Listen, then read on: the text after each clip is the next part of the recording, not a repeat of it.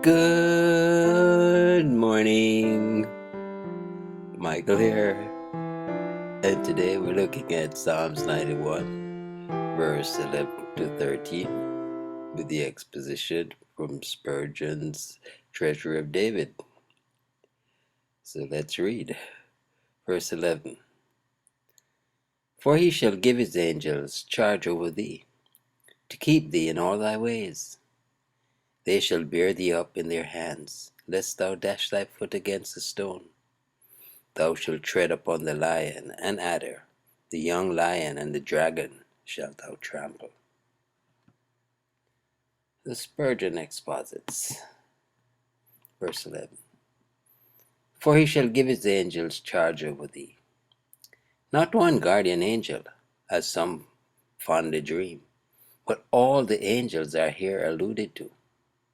They are the bodyguards of the princes of the blood imperial of heaven, and they have received commission from their Lord and ours to watch carefully over all the interests of the faithful.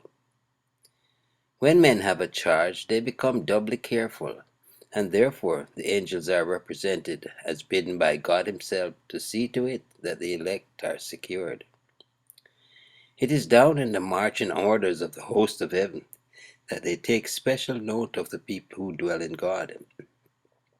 It is not to be wondered at that the servants are bidden to be careful of the comfort of their master's guests. And we may be quite sure that when they are specially charged by the Lord himself, they will carefully discharge the duty imposed upon them, to keep thee in all thy ways, to be a bodyguard, a garrison to the body, soul, and spirit of the saint. The limit of this protection, in all thy ways, is yet no limit to the heart which is right with God.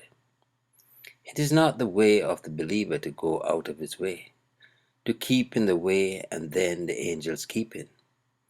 The protection here promised is exceeding broad as to place, for it refers to all our ways, and what we do and what do we wish for more. How angels thus keep us, we cannot tell. Whether they repel demons, counteract spiritual plots, or even ward off the more subtle physical forces of disease, we do not know. Perhaps we shall one day stand amazed at the multiplied services which the unseen bands have rendered to us. Verse 12. They, that is the angels, God's own angels, shall cheerfully become our servants. They shall bear thee up in their hands. As nurses carry little children with careful love, so shall those glorious spirits bear up each individual believer, lest thou dash thy foot against a stone. Even minor ills they ward off. It is most desirable that we should not stumble, but as the way is rough, it is most gracious on the Lord's part to send his servants to bear us up above the loose pebbles. If we cannot have the way smooth, it answers every purpose if we have angels to bear us up in their hands. Since the greatest ills may arise out of little accidents, it shows the wisdom of the Lord that from the smaller evils we are protected. Verse 13. Thou shalt tread upon the lion and adder. Over force and fraud shalt thou march victoriously. Bold opponents and treacherous adversaries shall alike be trodden down. When our shoes are iron and brass, lions and adders are easily enough crushed beneath our heel. The young lion and the dragon shalt thou trample under feet. The strongest foe in power and in the most mysterious in cunning shall be conquered by the man of God, not only from stones in the way, but from serpents also shall we be safe. To men who dwell in God, the most evil forces become harmless.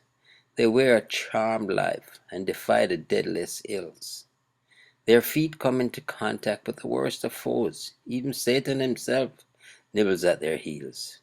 But in Christ Jesus, they have the assured hope of bruising Satan under their feet shortly. The people of God are the real George and the dragon, the true lion kings and serpent tamers. Their dominion over the powers of darkness make them cry, Lord, even the devils are subject unto us through thy word. Yes, the word. Yes, the word. Yes, the word. I shall live and not die. I shall be victorious. I shall be more than a conqueror through him that strengtheneth me.